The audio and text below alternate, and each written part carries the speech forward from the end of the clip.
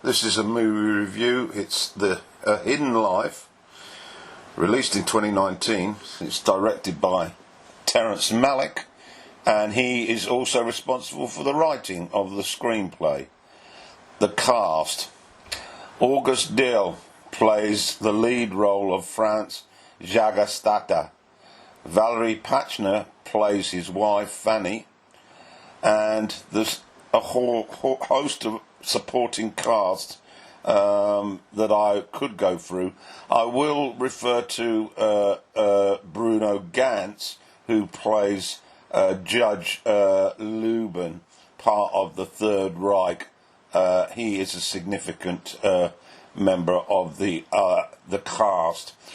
There are others, and I will put them in a slide at the end of the video review. Now, this movie has had some success.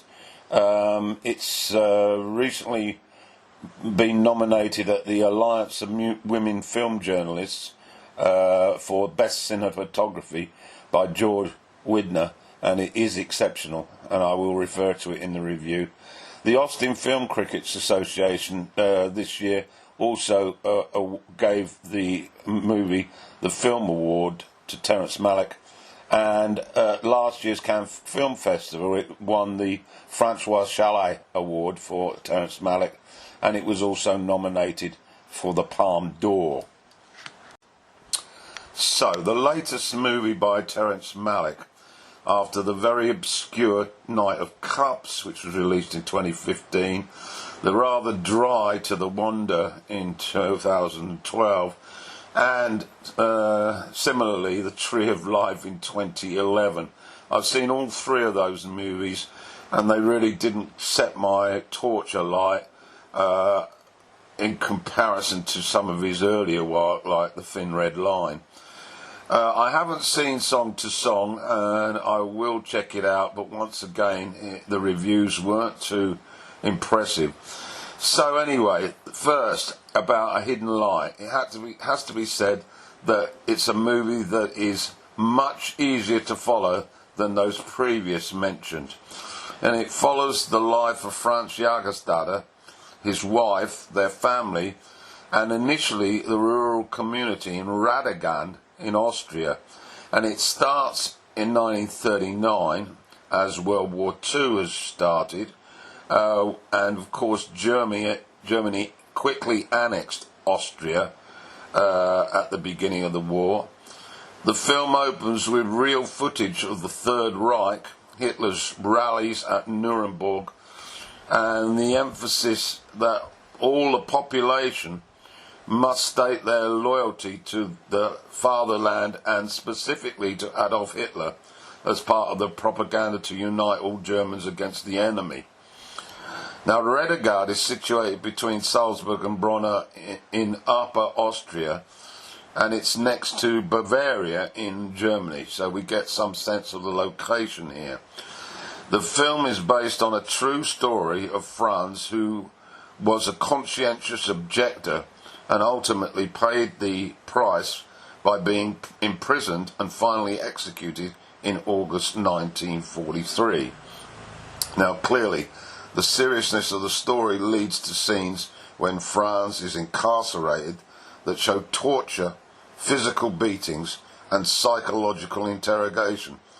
But Malick, seeking a balanced message, also takes us through the legal process. There's a military tribunal. It's all rather tacit, but nevertheless it is available.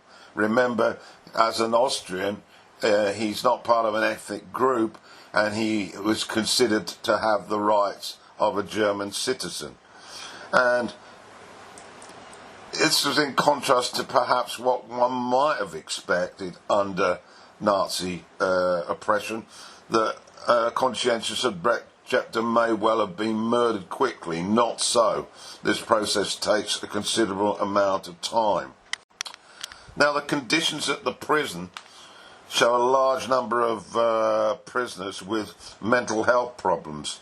And this reminded me of scenes that I witnessed in Midnight Express, which recalled the prisons in Turkey. And if you haven't seen that movie, I suggest you get to watch it. However, we also get to witness the serenity, the beautiful landscapes in Radegard and the rural farming community. And farming was what Franz was involved with his wife. There are also touchingly beautiful, lovely moments captured between the two and his 3 daughters.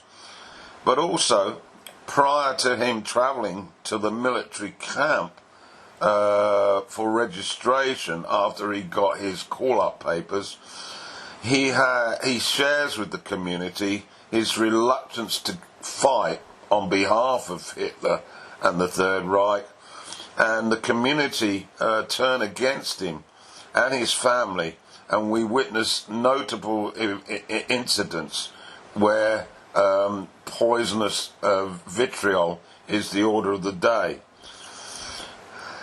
Now, with regard to his position and his objection to fight, there then follows a sort of narrative which takes place involving Franz and his wife, and they share a little bit like a sort of diary, their views, their daily happenings, their feelings. And this continues to the time when Franz is separated and in detention. So it's almost like postcards, really, of bringing your partner up to date, what's happening. Of course, there's a contrast, whereas his wife is trying to paint a picture of normality, of happiness amongst the children. Franz, in his comments, are more concerned with his moral dilemma, because he does have an opportunity, and it's given to him repeatedly by the authorities, that if he signs a declaration, an oath to Hitler, the issue will be swept under the carpet and he'll be free to be released. We never know, of course, whether that would be the case, but that is conveyed in the movie. We also see the emotional torment that France experiences on a day-to-day basis, knowing that his continued stance will eventually lead to his execution, and also his feelings about his family, being separated from them, being in a position where they could be fatherless and his wife will be without a husband. So it's a very sensitive portrayal of the situation. Another aspect of the film that I found impressive was Malick's direction regarding the camera. He always positions the camera below eye level. So we see through the viewer, we are always looking up at the subjects. And this technique was initially used by Alfred Hitchcock and later Orson Welles in earlier movies. I think it creates an added intimacy here.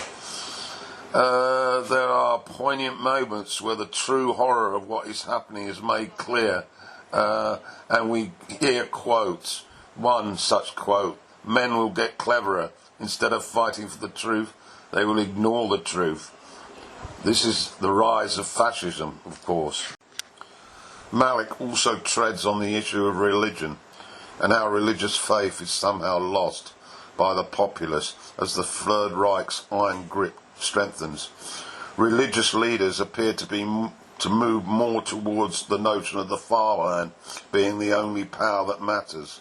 Another quote: "Death to the soul as well as to the body," we hear. The music, choral and classical, creates a mood of mourning for me, although its beauty is symbolic when we view the landscapes in and around Radegard. It's almost like a desperate hanging on to a snippet of goodness, and this is what the church tries to offer as well. But sadly, it's now significantly silent as fascism takes its grip. We witness a scene on Corpus Christi Sunday, an event celebrated by the local community, and we see the involvement of France's 3 children in the event, and it appears as if it's almost in a different time to what is taking place in Berlin as they prepare to execute the children's father. Malick points a picture of a devoted husband and father with all the character traits that indicate a man to be trusted, to be applauded, and yet he is a victim of the barbarism. The scenes of torture and beatings are mixed quickly with scenes of serenity in the countryside, with the children and the farm. Overall, it's Malick's work back on course, I think. It's a long film, it's nearly 3 hours, a trifle too long really, but it helps you, the viewer, to get an insight into the whole process, the impact of the Mora d'Aleba. I suggest you get to watch it.